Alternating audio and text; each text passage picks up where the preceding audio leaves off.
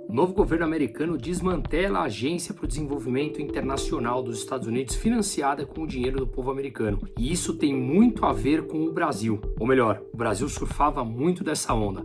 Vamos entender o que está por trás disso.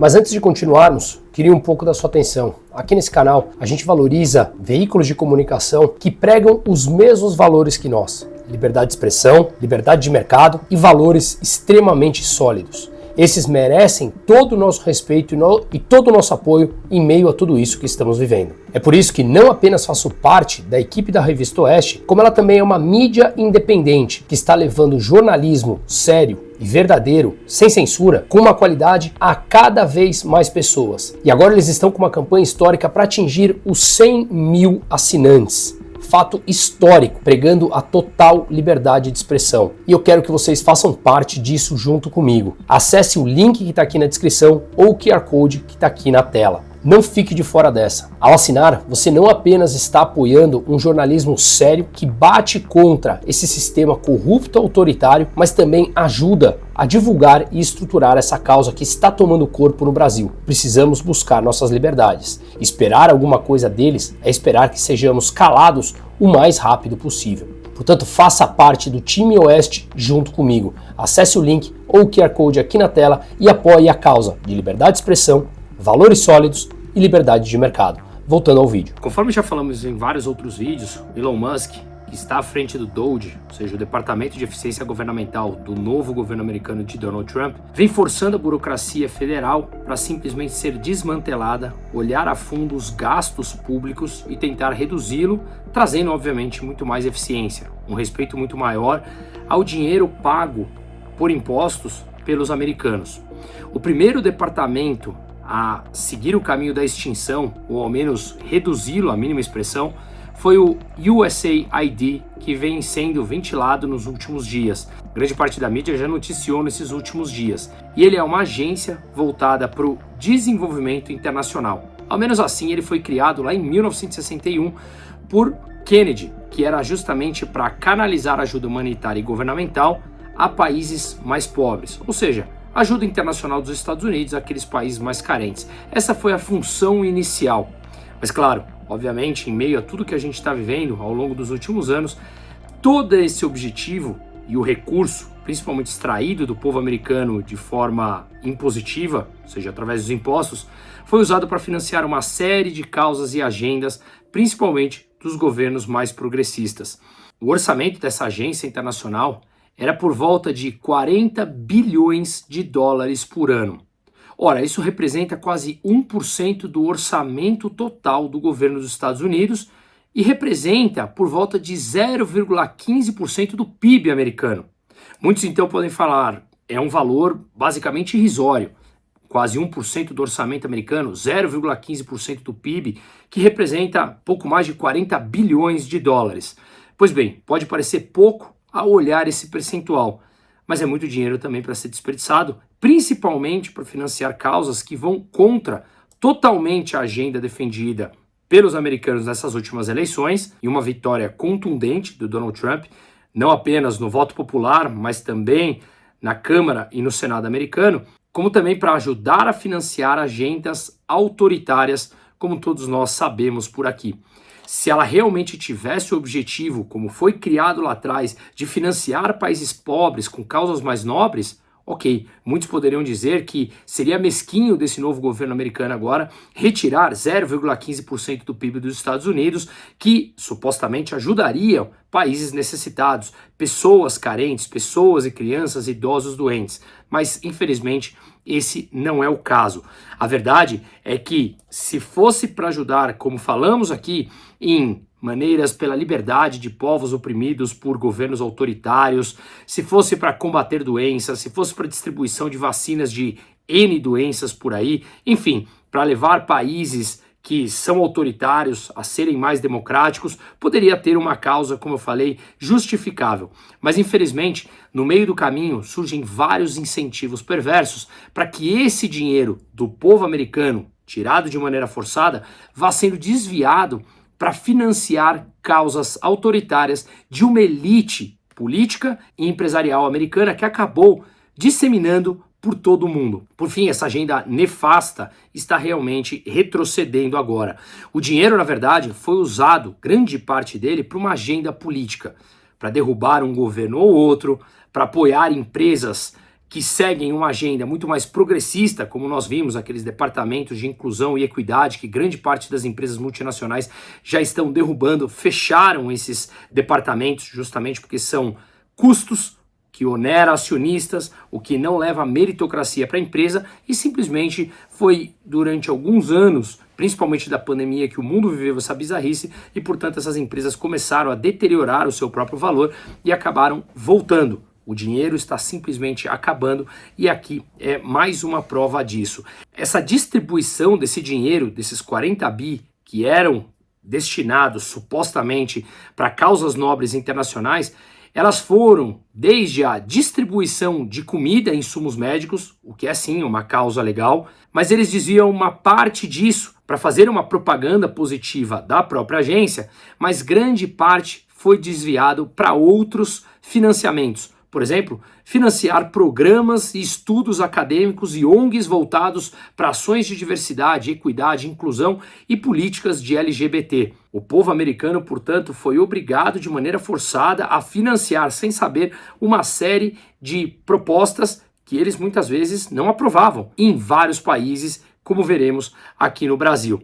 Portanto, como eu falei, pode parecer pouco, 0,15% do PIB ou até 1% do orçamento federal americano, mas para ser desperdiçado, ainda mais num momento de corte de gastos tão necessários, e mais, para financiar uma agenda que vai totalmente contra aquilo que o povo americano elegeu de forma livre nas urnas, não faz o menor sentido. Justamente por isso que o DOGE foi criado, para cortar gastos e tentar reduzir o imenso déficit americano, e, portanto, reduzir a dívida de mais de 36 trilhões de dólares, que obviamente levam uma preocupação e claramente juros mais altos, que acaba pressionando o próprio dólar, fortalecendo o dólar, que não é algo que o Trump quer, e também, obviamente, enfraquecendo as moedas de países emergentes. Pois bem, em meio a tudo isso, começou a vir à luz como funcionava a USAID. Nos Estados Unidos, por exemplo, eles apoiavam pagando. Tinham em sua folha mais de 6.200 jornalistas, claro, que de esquerda, e apoiavam mais de 1.000 meios de comunicação ao redor do mundo, todos eles defendendo causas progressistas. Meios supostamente independentes, mas que, claro, eram dependentes de interesses de uma agenda específica da própria elite americana, política, e uma pequena elite empresarial, como a gente falou, que era financiado de maneira forçada pelo povo americano através dos impostos. Inclusive, o Elon Musk postou hoje no Twitter, em sua página, falando que o Fed, o Federal Reserve, o Banco Central Americano, deverá também ser auditado pelo próprio DOGE, ou seja, que o próprio Banco Central Americano, por ser uma instituição autônoma e independente, ele também deveria passar pelo escrutínio de olhar se há qualquer tipo de desvio de política ou até mesmo de dinheiro lá dentro. A pressão começa a crescer e em meio a isso começaram a sair notícias, depois da lista divulgada, que mais de 200 de ONGs brasileiras receberam mais de 260 milhões de reais dessa agência americana. A Agência dos Estados Unidos para o Desenvolvimento Internacional, USAID, ela destinou a dezenas de organizações não governamentais, instituições e projetos no Brasil, incluindo ações do governo federal brasileiro, claro, somando mais de 45 milhões de dólares que foram destinadas a essas instituições ONGs, que muitas vezes, ou na maioria delas, não temos a menor ideia do que elas fazem. Mas começou também a vir à tona isso.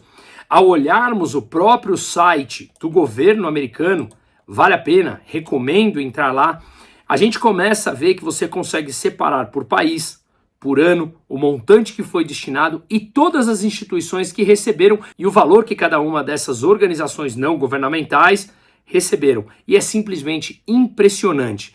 No próprio site americano está detalhado, em 2023, Organizações e instituições brasileiras receberam 71 milhões de dólares a ações exclusivamente no Brasil. Em 2024, foram quase 27 milhões, mas a soma ainda é parcial, uma vez que os dados de 2024 não foram totalmente fechados. Mas deixo aqui na tela, vai olhando, eu recomendo olhar, você consegue entrar em cada uma dessas instituições e não é coincidência que todas elas financiam e apoiam as causas progressistas. Agora fica claro de entender o começo dessa ponta desse iceberg, da onde foi o nosso dinheiro e como esse movimento foi crescendo e, claro, instaurando a censura do outro lado e permitindo que apenas um lado fosse falado. A Gazeta do Povo fez um cruzamento de dados com o que foi divulgado e a agência americana e ela falou o seguinte em sua matéria: parte das organizações que receberam dinheiro aqui no Brasil, atua com foco na Amazônia e mantém contato com indígenas que estão em áreas invadidas, em busca de um processo de demarcação de terras. Outras organizações atuam em projetos em defesa do aborto, promoção de pautas LGBT, mídias independentes e ativismo digital ligado à política partidária, especialmente com viés de esquerda e projetos de enfrentamento à desinformação e às chamadas fake news, que eles decidem o que é fake. Afinal de contas, você transforma o termo de uma maneira subjetiva, fake news pode ser o que você quiser. E claro, são poucos burocratas que acabam determinando o que é fake news e calando muitas das vozes, como a gente viu nos últimos anos. Inclusive, numa outra matéria, nós conseguimos ver que a USAID e o TSE, o Tribunal Superior Eleitoral no Brasil, fizeram eventos para combater o que eles chamavam de desinformação. Quando? Um ano antes das eleições de 2022. Por isso, integrantes do governo falaram, inclusive, que se isso não tivesse ocorrido, Lula não teria sido presidente. As peças começam a se encaixar. E é por isso que o Brasil virou notícia nos últimos meses, no mundo todo, quando o Alexandre de Moraes, começou a censurar o X, ou melhor, censurou a plataforma inteira no Brasil por alguns dias. E mais, censurou também vários perfis, não apenas no X, mas em outras redes sociais. Agora, será que teve alguma coisa a ver? Eu deixo a resposta para cada um de vocês. Em meio a essa crescente pressão para diminuição dos gastos americanos e começa a vir à luz do dia esse financiamento do povo americano com ações progressistas autoritárias, em meio a tudo isso, Alexandre de Moraes desbloqueou os perfis que ele havia bloqueado. Realmente muito estranho. Será que é uma mera coincidência? Do dia 9 de fevereiro ao dia 14 de fevereiro, ou seja, nesse exato momento que eu estou gravando, dia 11, está acontecendo a visita da Comissão Interamericana de Direitos Humanos, a CIDH, dos Estados Unidos. Comissão Interamericana de Direitos Humanos dos Estados Unidos, que visita o Brasil justamente para avaliar a liberdade de expressão no Brasil. E eles terão reuniões com os três poderes. Justamente alguns dias antes de começar essa visita da Comissão Interamericana de Direitos Humanos dos Estados Unidos. Depois, em paralelo, o governo Trump levando a mínima significância o USAID. Em meio a isso, Alexandre de Moraes resolve desbloquear perfis que estavam bloqueados desde 2020, como de Luciano Hang, ou de Monark há pouco tempo, ou inclusive páginas como da Lucivânia Barbosa, que estava lá no 8 de janeiro e também teve seu perfil cancelado. Todos eles liberados justamente nesse momento? Repito a pergunta, coincidência? A mim não me parece, mas cada um julgue da forma como achar melhor. Agora, vale uma atenção, um especialista em liberdade de expressão, ele fala o seguinte: não estão revogando a censura. Os posts antigos dos perfis relativos seguem censurados. Apenas a censura prévia foi revogada. Ou seja, deixam de impedir manifestações futuras de usuários. Soltar alguém, contudo, sem dizer por que foi preso e por que foi solto, gera medo de novas censuras a qualquer tempo, por qualquer coisa, resultando na pior das censuras, a autocensura. Lembre-se, os donos dos perfis seguem processados e investigados dentro dos inquéritos totalmente ilegais e sigilosos.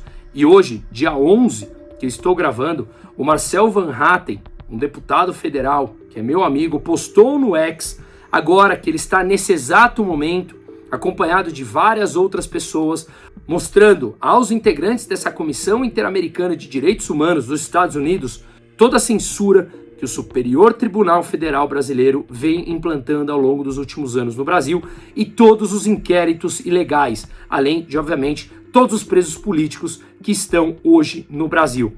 Portanto, há sim uma esperança, mas devemos continuar pressionando. E aqui, isso deixa muito claro, na minha opinião, como a gente tem que começar a questionar todas essas instituições multilaterais, como o Banco Interamericano de Desenvolvimento, como o FMI, como o Banco Mundial.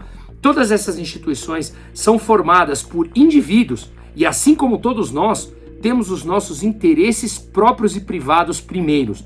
Isso faz parte do ser humano. Só que eu, você, temos os nossos interesses fazendo com o nosso esforço, o nosso tempo, o nosso trabalho. Esses burocratas que estão dentro dessas instituições multilaterais, eles usam o dinheiro da população retirado de maneira forçada, chamados impostos, que simplesmente se você não paga, você é preso ou multado, para brigar por uma agenda deles. Aí fica muito fácil. É claro que eles querem mais autoritarismo. É claro que eles querem maior poder para eles e menor poder para a população. Isso é um jogo de soma zero, diferente do que a esquerda prega na economia. Para um ficar rico, o outro não necessariamente tem que ficar pobre. Agora, nesse jogo autoritário, quanto maior cresce o poder do Estado e também dos burocratas, diminui a liberdade da população. Isso sim é um jogo de soma zero. Portanto, como falou André Marsiglia aqui, que eu mencionei sobre a liberdade de expressão, o que nos foi implantado é uma autocensura pelo medo. E as coisas começam a mudar. Essa visita voltará aos Estados Unidos dessa comissão com muita coisa conhecendo dos Estados Unidos. Pode ser político, pode ser que não, mas pelo menos é uma esperança para que todos nós não nos calemos. Afinal de contas, se você aceitar, daqui a pouco a gente não pode nem mais comentar vídeos como este. Seguimos.